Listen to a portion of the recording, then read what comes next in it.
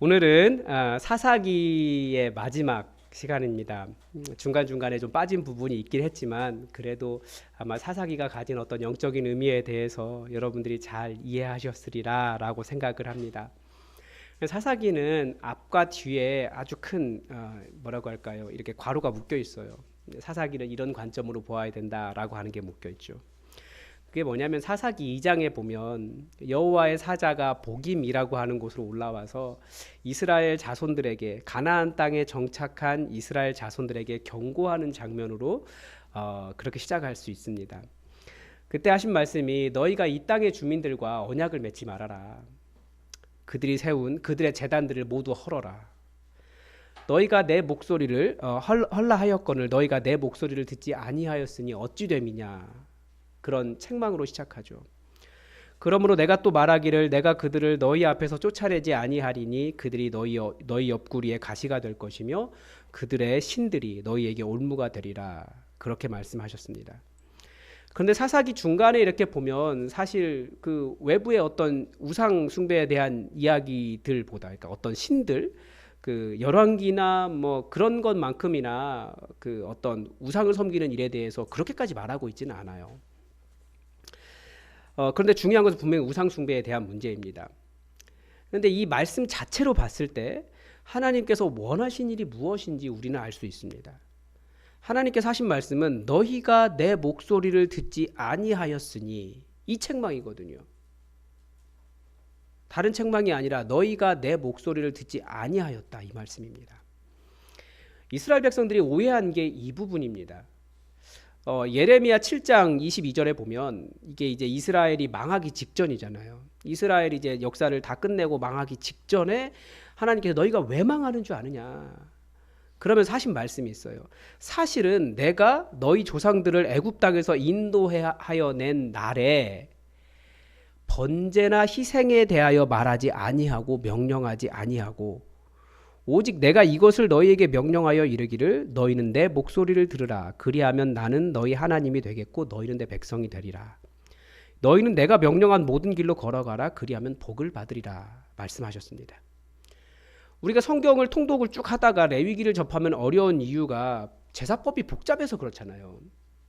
그래서 우리가 생각하기에는 하나님은 그 이스라엘 백성들을 그 애굽에서 인도하여 내셔서 그 광야에서 제사 어떻게 지내는지를 가르쳐 주셨다라고 생각하는데 하나님은 그렇게 말씀하신 것이 아니라는 거예요. 나는 너희에게 제사, 희생 이거 얘기한 게 아니다. 내 말 들어라.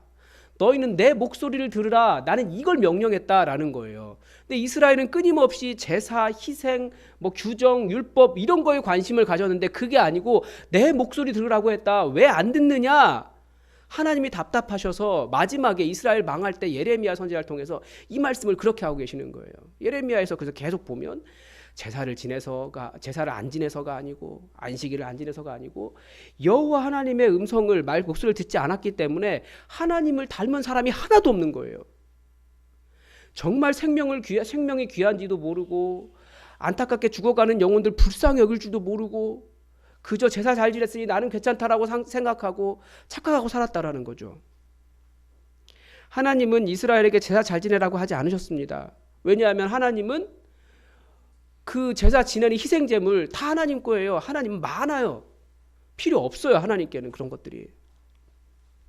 내 목소리를 들으라. 너희는 내 목소리를 들으라. 내가 뭐라고 하는지 좀 들어라. 이거였는데 안 들었다라는 거죠. 사사기 2장 2절에 복임에 올라온 하나님 사자의 경고도 너희가 내 목소리를 듣지 아니하였으니 였습니다. 그러니까 제사법을 지키는 것과 여호와의 목소리를 듣는 것은 완전히 다른 일입니다.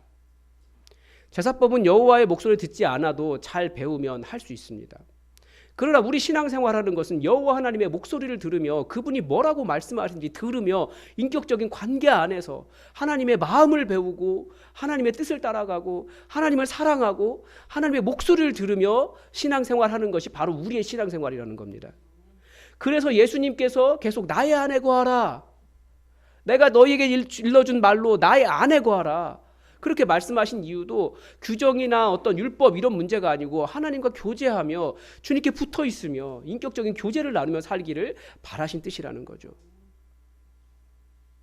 제사를 잘 지켜서 하나님의 은총을 받으려고 하는 것을 율법주의다라고 한다고 말씀을 드렸습니다. 다른 말로 하면 그건 그냥 종교예요. 인간 안에 있는 종교성으로 인해 하나님의 은총을 얻어내려고 하는 태도가 이스라엘이 망하면서까지도 깨닫지 못한 것입니다. 종교적으로 뛰어나다라고 해서 하나님의 음성을 듣고 하나님의 뜻을 알고 하나님과 교제하고 하나님과 함께 살아가는 게 아니라는 거예요. 예수님은 그걸 깨려고 하신 거예요. 그거 아니다. 사사기를 통해 하나님은 이스라엘이 구하지 않아도 사사를 계속해서 보내셨습니다. 이스라엘 백성 자체도 그렇고 사사도 그렇고 하나님의 은총을 받을 만한 자격을 가진 사람은 아무도 없었습니다. 그래도 계속 구원하셨습니다. 순전히 하나님으로부터 임한 은혜였습니다.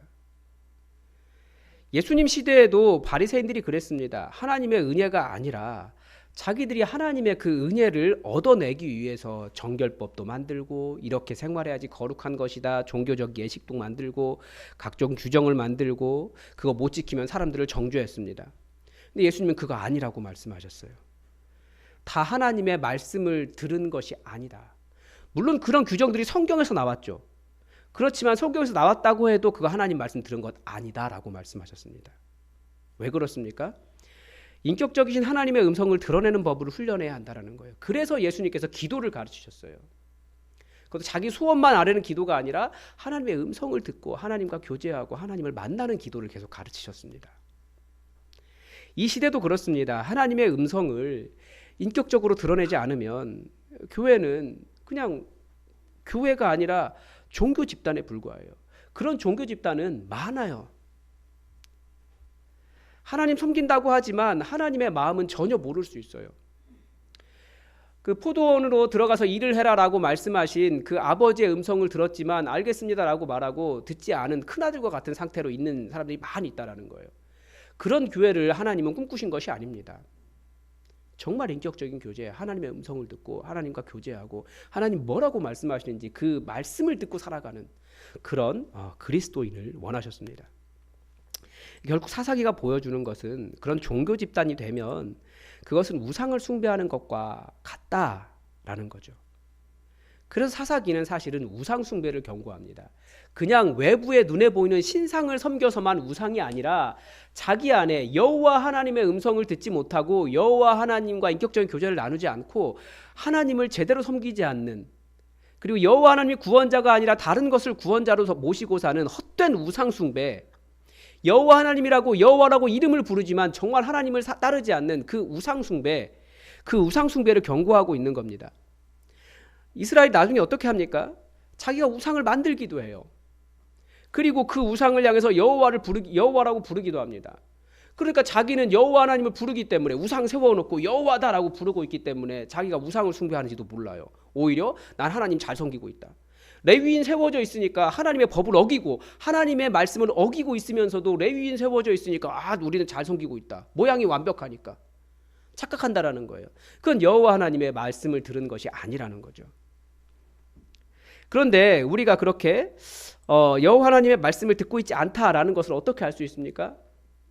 그들이 맺어가는 삶의 열매를 보면 알 수 있어요. 결국 그 사람을 통해서 어떤 열매가 맺히고 있느냐 이걸 보면 알 수 있죠. 그러니까 사사기의 마지막이 이것을 보여주고 있습니다. 다들 여호와와 관련된 종교적인 용어들, 레위인, 성경 말씀, 분별, 거룩, 하나님으로 관련된 용어들은 그들 안에 가득 차 있지만 그들이 맺어오고 있는 열매는 무엇이냐는 겁니다. 그걸 물어보고 있는 거예요. 그들이 무슨 열매를 맺고 있느냐. 지금 사사기 마지막 부분, 우리가 읽지 않은 20장, 21장에서 어떤 일이 일어났습니까? 그들의 열매예요. 지난주 본문에 한 레위인과 그의 첩이 이스라엘 베냐민 자손 기브아 땅에 들어갔다가 정말 잔인한 일을 당했습니다. 어떤 일을 당했는지 다 아시죠? 이 레위인이 죽은 첩의 시신을 12덩이로 나눠서 이스라엘 사방으로 보냈습니다. 이것을 보는 사람들이 다 어땠을까요? 분노합니다. 지금까지 우리가 애굽에서 나온 이후로, 이 가나안 땅에 정착한 이후로 이 땅에 이러한 악이 없었다. 그래서 사람들이 뭐합니까? 다 함께 모여서 우리가 이 악을 어떻게 해결할 수 있을까? 이 악을 해결해보자 라고 한 거예요. 우리가 이를 어떻게 바로잡을 수 있을까 논의했습니다. 이에 모든 이스라엘이 단에서부터 부엘세바까지 강 건너 길르앗 땅에서까지 다 미스바에 모였습니다. 이 레위인과 첩이당한 사건을 쭉 들은 이스라엘 자손들이 다들 기브아에게 똑같이 갚아주기 전까지, 기브아를 징계하기 전까지 집으로 돌아가지 않겠다라고 했습니다. 맹세한 거예요. 그래서 어떻게 됐습니까? 기브온과 같은 지파였던 베냐민 지파를 제외하고는 베냐민 지파와 이스라엘 나머지 지파와의 전쟁이 되어버렸습니다. 한 10만 명, 한 40만 명 이런 전쟁이 일어난 거예요. 엄청나게 거대한 지파였죠. 12지파 중에서 10만 명이나 되는 군사가 있다라면 대단한 지파죠. 결과가 어떻게 되었습니까? 베냐민 지파가 사라질 정도가 되었습니다. 그런데 그렇게 다 죽여놓고 나니까 이제는 후회가 되는 거예요. 우리 12지파 중에서 한 지파가 없어지게 되었구나. 그런데 그 누구도 베냐민 사람에게 자기 딸을 주지 않기로 맹세했습니다. 이게 무슨 말입니까? 왜 자기 딸을 주지 않기로 맹세했는데 이게 문제가 되겠습니까? 베냐민 지파 안에도 여성이 있을 거 아닙니까? 그런데 이 사람들이 무슨 짓을 했냐면 전쟁이 일어나니까 남자만 죽인 것이 아니고 아무 힘없는 여자와 여자 아이들과 다 죽였다라는 거예요. 전쟁의 잔인함이 이거죠. 힘이 있다라고 말하면서 결국은 가장 약자를 죽이고 다니는 거예요. 그래서 그 베냐민 지파 안에 여자가 모두 사라져 버린 거예요. 이게 무슨 전쟁입니까? 그래놓고 또 백성들이 여호와 앞에 주저앉아서 울어요. 한 지파 없어졌다고. 그래서 이제는 무슨 짓을 합니까? 이 전쟁에 나오지 않은 길르앗 지파 중에 길르앗 야베스 주민 중에 처녀 400명이 있다더라. 그래서 거기 가가지고 납치해와요. 그래서 베냐민 지파 600명 남아있는 남자들에게 아내로 줍니다. 사사기 마지막에 어떤 열매를 맺고 있습니까? 그래서 이걸 이렇게 정리해요. 그때 이스라엘의 왕이 없으므로 사람이 각기 자기의 소견에 옳은 대로 행하였더라. 그러니까 이 엄청난 폭력과 약자에 대한 살인, 강간, 대학살, 납치, 이게 이스라엘이 맺은 열매예요.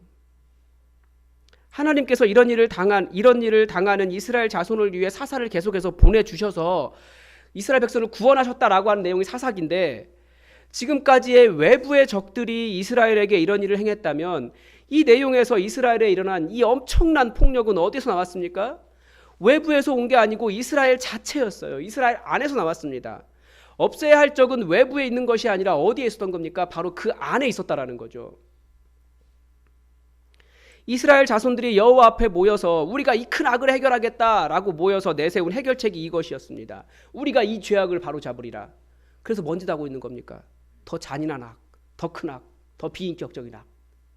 왜냐하면 그들 자체가 이미 하나님의 말씀이 아니라 악을 따라가고 있었기 때문에 그들이 맺은 열매는 악밖에 안 나왔다라는 거예요. 그래놓고 우리가 이 악을 바로잡겠다고요? 이스라엘 자신이 일으켰고 이스라엘의 최악의 적은 이스라엘 자체였습니다. 사사기는 왜 이 모든 일이 일어났다 우리에게 외치고 있습니까? 그들이 여호와를 섬기지 않아서가 아니에요. 종교적으로는 여호와를 잘 섬겼을지 모르지만 정말 여호와 하나님께서 뭐라고 말씀하시는지 여호와의 음성을 듣는 자들이 없었기 때문입니다. 한 목사님이 사사기를 그래서 이렇게 평가하셨어요. 구약의 어느 책도 이 책만큼 현대 교회를 잘 반영하고 있지 않는다. 이 책은 이기적인 추구 속에서 빈사 상태인 교회의 경종을 울린다. 이기적인 추구는 무엇이겠습니까? 다들 자기가 옳은 대로 살아가요. 내가 들은, 내가 아는, 내가 생각하는 그런 방식대로 다 자기 마음대로 생각해요. 섬기기보다 분을 내기 더 잘하고 하나님의 말씀을 들으면서 나 자신을 내려놓기보다 계속 내가 원하는 이기적인 방식으로 생활을 합니다. 나 편하려고 하고 섬기고 나를 내려놓기보다. 그런 이기적인 추구 속에서 빈사 상태인 교회에 뭐가 빈사입니까? 뭐가 배고파 사람들이 죽어갑니까? 하나님의 말씀을 모른다라는 거예요. 성경이 이렇게 주어져 있는데 누구도 성경 잘 읽지도 않고 하나님의 뜻을 듣자고 해도 잘 듣지도 않고 내용은 아는데 하나님의 뜻이 무엇인지 드러낼 줄을 모르는 거예요. 교회가 왜 배고픕니까? 왜 갈급합니까? 하나님이 뭐라고 말씀하시는지 몰라요. 읽어도 몰라요. 정말 하나님의 뜻을 몰라요. 모른다는 게 도덕적인 걸 모른다는 게 아니에요. 성경에서 나오는 어떤 규정들을 모른다는 게 아니에요. 정말 하나님의 마음을 아냐는 거예요. 그거 모르면 빈사 상태인 교회입니다. 그래서 그분의 평가가 그래요. 진실로 경건한 리더들의 부름에 주의를 기울이거나 예수 그리스도를 교회에 주로 모시는 대신에 어디서나 회중들과 그들의 리더들은 자기 눈에 옳은 대로 하고 있다. 다들 자기 눈에 옳은 대로 행해요. 우리는 우리의 문제를 볼 때마다 혹은 교회에 약한 것을 볼 때마다 내 삶에 막히는 것을 볼 때마다 우리는 무슨 이야기를 합니까? 어떻게 합니까? 문제를 진단하고 우리가 모여 해결책을 찾습니다. 그러나 우리의 답은 사실 이미 주변에서 정답처럼 돌아다니고 있는 것들입니다. 왜 그런 답들을 찾아갑니까? 정말로 진지하고 잠잠하게 하나님께서 뭐라고 말씀하시는지 깊이 듣지 않기 때문에 그렇습니다. 정말 문제가 우리 앞에 있다면 여러분 진지하게 깊게 하나님 앞에 나아가서 하나님께서 뭐라고 말씀하시는지 성경 펴고 들으셔야 된다는 거예요. 또 하나는 문제가 바로 나에게, 이스라엘의 문제는 자기 자신 안에 있었잖아요. 나에게, 우리에게 있다는 것을 보지 않기 때문에 그렇습니다. 문제는 항상 외부에 있다고 생각해요. 나는 아무 잘못 없다. 그런데 대부분의 문제는 사실 나에게 있습니다. 하나님과의 관계가 제대로 되어 있지 않은 나에게 문제가 있는 거지, 하나님의 음성을 듣지 못하는 나에게 있는 거지 외부에 있는 게 아니에요.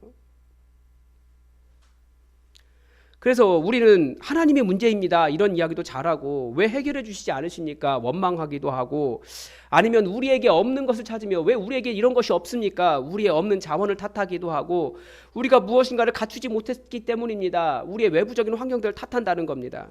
그러면서 그것을 채울 수 있는 대안을 찾아가요. 그러나 사사기가 가르쳐주는 것은 무엇입니까? 이스라엘의 문제는 그들에게 왕이 없었기 때문에 각기 자기의 소견대로 행했다. 이게 사사기의 문제의 진단이고 해결책이었습니다. 정작 우리 자신도 말씀을 드러내기보다, 왕이신 하나님의 음성을 듣기보다 내 소견에 옳은 대로 결정하고, 내 소견에 옳은 대로 해결하고, 내 소견에 옳은 대로 마음을 굳게 정하고 그것을 비전을 하고 말하면 살지 않습니까? 정말 문제는 내 안에, 우리 안에 대안이 될 만한 하나님의 음성이 없기 때문에 우린 여러 가지 문제 앞에서 해결한다라고 말하는데 또 다른 악이 나오고, 이 큰 악을 해결해 보겠다라고 말하는데 또 다른 분쟁이 일어나고, 더 잔인함으로 그 잔인함을 해결하려고 한다라는 거예요. 여러분, 인간의 죄는 단 하나입니다. 죄의 열매는 가득하죠. 인간의 죄는 하나예요. 그게 뭡니까? 내가 내 삶의 주인 된 것입니다. 사사기가 우리에게 말하고 있는 것은 문제는 외부에 있지 않다. 그리고 또 하나, 우리의 해결책은 우리 스스로가 해결책이 될 수 없다라는 것입니다. 이스라엘이 외부 세력의 지배와 억압을 당한 이유가 외부 세력 때문이었습니까? 주변에 다른 나라 메소포타미아나 가나안이나 이런 왕들이 강했기 때문입니까? 아니요. 이스라엘이 하나님의 말씀을 듣지 않아서 하나님께서 이스라엘을 팔아버리셨다. 이렇게 되어 있어요. 문제는 이스라엘 자체였던 거예요. 스스로 문제를 해결해 보고자 하지만 오히려 이스라엘이 해결한 방법은 하나님을 만들어내기도 하고요. 하나님과 관련된 용어들로 가득 차 있지만 진짜 하나님을 진짜로 자신의 주인으로 섬기지는 않았습니다. 여전히 내가 왕, 내가 주인, 내가 해결책이었을 뿐이죠. 내가 왕이 된 세상은 절대 어떤 문제가 해결되지 않습니다. 해결되는 것 같은데 또 다른 폭력이 되고, 해결하기 위해 또 다른 악이 발생하고, 해결하기 위해 또 다른 자기 눈에 옳은 대로 이것을 고집할 뿐입니다. 종교가 되는 거예요. 종교는 해결책이 아니에요. 나는 왕이 아닙니다.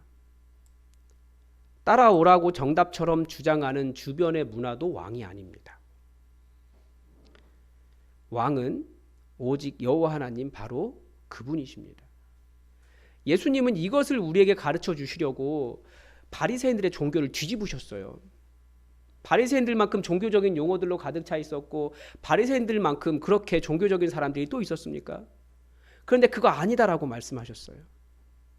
그러면서 계속 내 안에 거하라. 하나님의 음성을 듣는 살아있는 인격적인 곳으로 바꾸셨다라는 거예요. 우리가 추구해야 될 일이 그거죠. 더 종교적이 되는 게 아닙니다.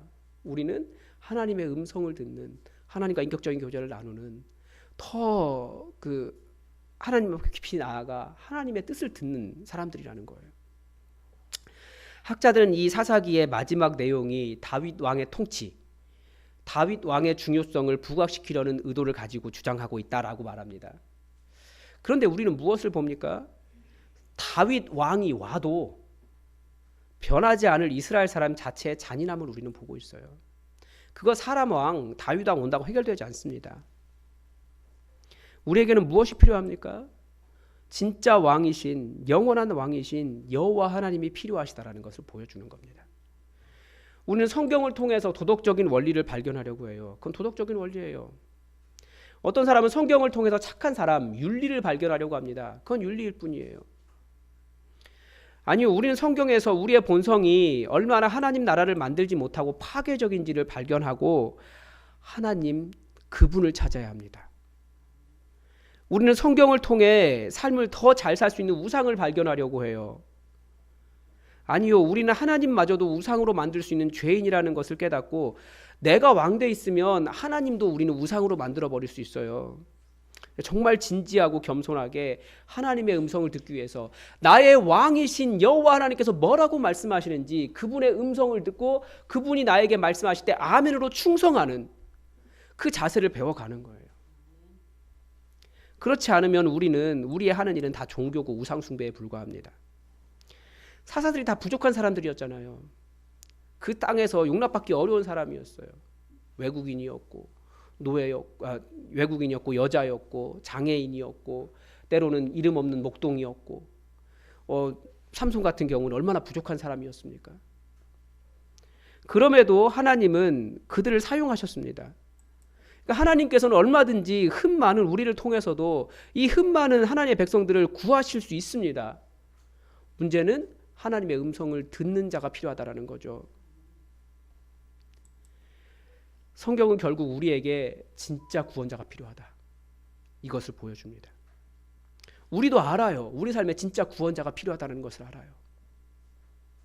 그런데 우리는 그 진짜 구원자를 어디서 찾고 있습니까? 여호와 하나님이 아니시면 전부 다 우상입니다. 진짜 왕이 오셔도 우리는 우리 안에 내가 왕으로 서 있다면 얼마든지 우리 안에 있는 악으로 인해서 내가 나의 주인됨으로 인해서 모든 것을 우상화할 수 있어요. 헛된 하나님의 음성을 듣는 것이 아닐 수 있다는 거죠. 여러분은 어떤 왕을 기다리십니까? 우리가 기다리는 왕, 우리가 기다리는 대안은 어쩌면 다들 이스라엘 백성들과 비슷할 것 같아요.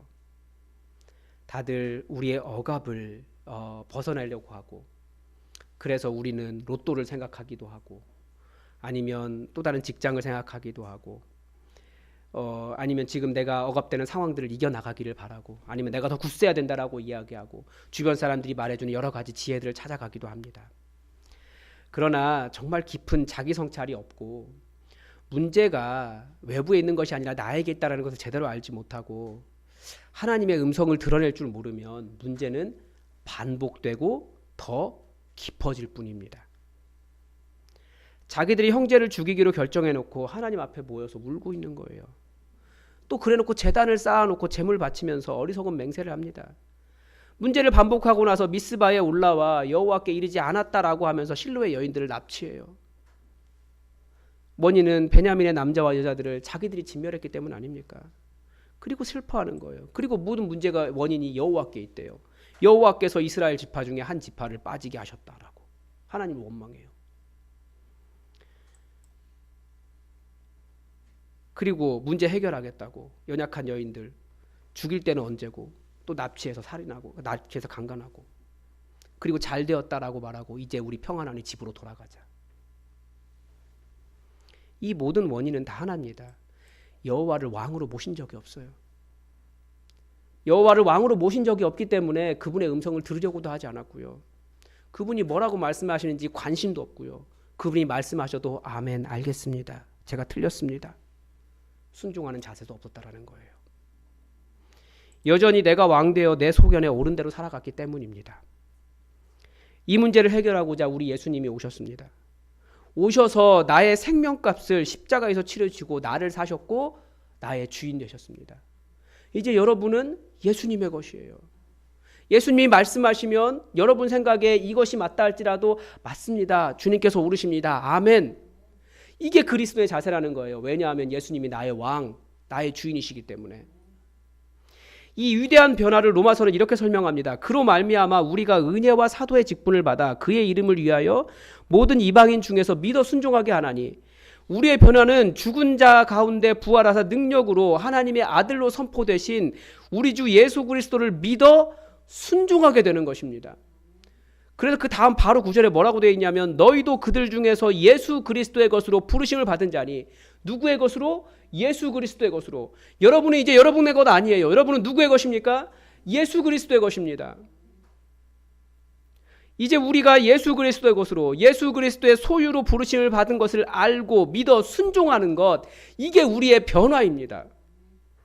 왜냐하면 우리의 왕이 오직 예수 그리스도이시기 때문에. 그분이 말씀하시면 우리는 아멘. 세상이 뭐라고 말해도, 세상이 이거 있어야 한다고 말하고 이것이 옳다라고 말하고 세상이 이것이 좋은 것이라고 말해도 주님께서 아니라라고 말씀하시면 아멘. 그게 그리스도인이라는 거예요. 근데 우리는 여전히 세상에서 이거 말하면 세상 풍조 따라가요. 다 내가 왕이 되어 있어서 내가 마음대로 하는 것처럼 보이지만 그 누구도 인간은 항상 누군가를 경배하게 숭배하게 만들어져 있어요. 그렇기 때문에 그것이 여호와 하나님을 왕으로 섬기지 않으면 세상 풍조든 아니면 돈이든 외모든 집이든 차든 다른 사람이 가지고 있는 학력이든 뭔가를 숭배하게 되어 있다고요. 인간의 특성이에요. 그래서 예수님이 다른 것 말고 나 제대로 섬겨라 라고 예수님이 왕으로 우리에게 오신 겁니다. 우리를 값주고 사셨어요. 예수님이 나를 사셨다라는 것을 그것을 먼저 인정하지 못하면 나는 이제 예수님의 것입니다. 이것을 인정하지 못하면 그리스도인으로서 자기 자신을 다시 한번 돌아봐야 됩니다. 예수님을 왕으로 모시기 위해서 우리는 나의 왕됨을 먼저 내려놓는 것이 필요합니다. 여러분의 삶의 주인이 누굽니까? 다 내 삶의 주인은 나다. 이 시대는 그렇게 말합니다. 그러나 절대 나 자신이 내 주인 되지 못해요. 세상 풍조를 따라가고 헛된 우상을 숭배하고 다 나를 살려줄 것 같은 거 따라갑니다. 세상 풍조는 돈이 나를 살게 한다고 말하고 좋은 직장을 대안으로 제시하고 그것 때문에 살아간다라고 말하지만 아니요. 우리는 하나님 때문에 살아가는 사람들이에요. 세상이 대안처럼 완벽한 대안처럼 제시하는 모든 것들이 다 여호와 하나님 이외에는 다 우상입니다. 이스라엘이 그 우상을 따라갔기 때문에 결국은 자기 소견대로 옳은 대로 살아간 겁니다. 우리는 다 우리를 구원해 줄 왕을 찾고 있습니다. 우리를 다스리실 우리의 구원자는 단 한 분이십니다. 우리의 구원자 예수 그리스도를 제대로 바라보지 않으면 우리는 결국 거짓 왕과 여전히 대안이 되지 않는 사사들을 섬기게 될 것입니다. 진정한 구원자 대신 우리의 가장 위대하신 왕 예수 그리스도를 섬기며 그분의 음성을 들으십시오. 더 깊이 기도의 자리로 나아가고 성경 말씀을 피시고 나에게 말씀하시는 그분의 음성을 들으십시오. 그분의 어떤 도덕적인 가르침이 아니라 그분의 음성을 들으십시오. 성경에서 끌어낼 수 있는 어떤 삶의 지혜와 윤리를 찾아가는 것이 아니라 그분의 음성을 들으십시오. 그렇지 않으면 모든 문제는 항상 반복됩니다. 그분의 음성을 들으십시오. 기도하겠습니다. 하나님, 우리는 또 다른 종교인이 되기 위해서 하나님을 섬기고 교회에 나오는 것이 아니라 하나님의 음성을 듣고 하나님께 순종하기 위하여 하나님의 소유된 백성으로 아버지 앞에 서 있다는 것을 단 한순간도 잊지 않게 하여 주시옵소서. 나를 사기 위해서 너무나 고귀하신 예수님의 십자가 피 흘려 죽으셨다라는 것을 항상 기억하게 하시고 우리 중에 그 누구도 내가 내 삶의 주인이다. 내가 왕이다. 내 마음대로 하면 살겠다. 라고 고집부리지 않게 하시고 정말 진지하고 겸손하고 잠잠하게 아버지 앞에 나아가 아버지 하나님의 음성을 듣고 아버지께서 말씀하실 때 아멘 충성하며 하나님의 온전한 백성으로 왕으로 하나님을 모시고 살아갈 수 있도록 우리를 도와주시옵소서. 주께서 우리를 주의 성령으로 온전하게 인도하시기를 원하며 예수님의 이름으로 기도드립니다. 아멘.